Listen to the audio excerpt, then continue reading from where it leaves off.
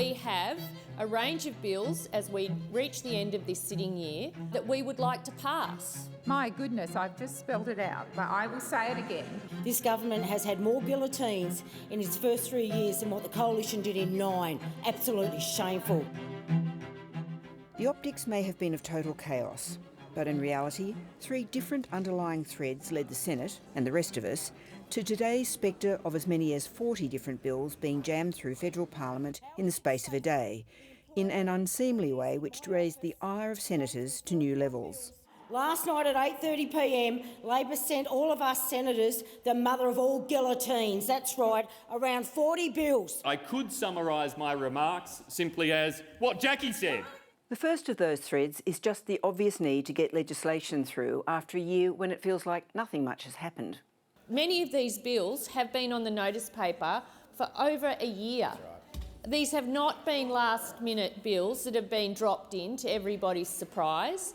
Of course, at least 2 of the bills being considered by the Parliament, the social media ban and electoral reforms, have been dropped onto the legislative pile at the last minute. Government Business Order of the Day number 1, Online Safety Social Media Minimum Age Bill 2024.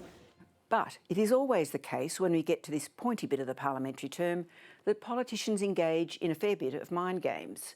For weeks now, the government has been more than happy to have the Parliament convinced that it would not be returning in the new year. This has given a certain urgency to events. Even for parties and MPs who don't want to pass legislation, the cauldron of an imminent deadline creates a dynamic where there are big trade-offs to be made on different bills. That means the potential for breakthroughs and compromises which might not otherwise occur. The tactics behind it are clear. They're trying to wedge the Greens a little bit over here and wedge the opposition a little bit over there and wedge the crossbenchers a little bit elsewhere and see what they can kind of do from it all. The question of whether the Parliament actually will come back is another issue altogether. Senator Farrell will work over summer and we will try and deal with this in February because we're really, really very keen to get this done before the election. At this late stage, the suggestion that Parliament might come back can give the government a useful get-out-of-jail-free card for legislation that has reached an impasse, but on which it doesn't want to concede a defeat. That brings us to the second thread driving parliamentary tactics this week, the Greens. We'll wave through Labor's housing bills when it comes to Parliament, and we will push now at the election. We will take the fight up to keep Peter Dutton out and push Labor in minority Parliament. On Monday, the Greens announced they were abandoning their months-long aggressive and loud opposition to the government's 2 major housing bills. Well, then they know they can vote Greens to keep out Dutton and push Labor to act in those areas. The repeated references to Peter Dutton from the Greens on Monday were perhaps the clearest admission that both their own recent poor election results and the steady rise of the opposition's fortunes in the polls have focused the minor parties' minds. All the signs today were that the Greens were now prepared to support a lot of other legislation too. The Greens have secured some very important measures that will help some of in the country who are most in need, and we've also secured some very important amendments to items of legislation which we're now going to support through the Parliament. Talk around the building this morning was of a grand bargain between the government and the Greens. Just before question time came the confirmation, a deal that included an extra $500 million to upgrade social housing and Green support for the industry package known as Future Made in Australia, or FMIA. The deal meant the government would get much of its legislation through, but in a set of cross-trades complicated enough to blur the sense of concession. The deal means the Greens can go to the election telling voters how they can get deals done with the government. That's in comparison to the Coalition, whose blunt opposition to so much of the government's legislation leaves it sidelined and the Greens and crossbench empowered.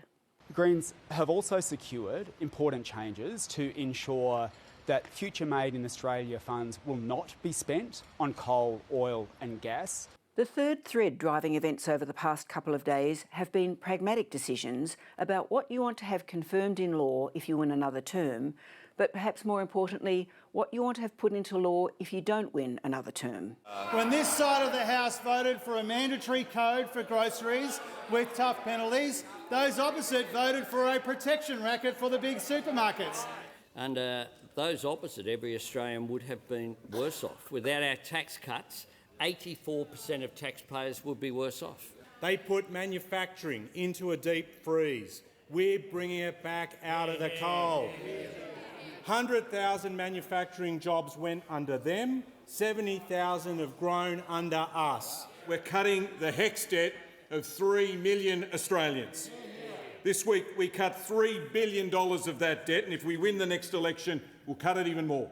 It will build 80,000 much-needed rental homes for our country, Speaker, and it will bring more affordable housing online more quickly.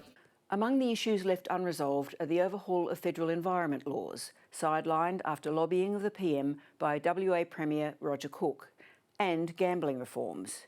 There is a psychological dividend to successfully wrangling this last day of sitting.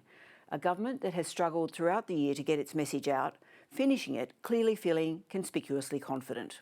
Why not call an election now to put Australians out of their misery and allow a competent coalition government to get our country back on track?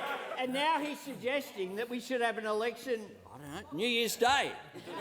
New Year's Day. Talk about in touch, no accountability, no hope from him, just note to everything. No hope, just note.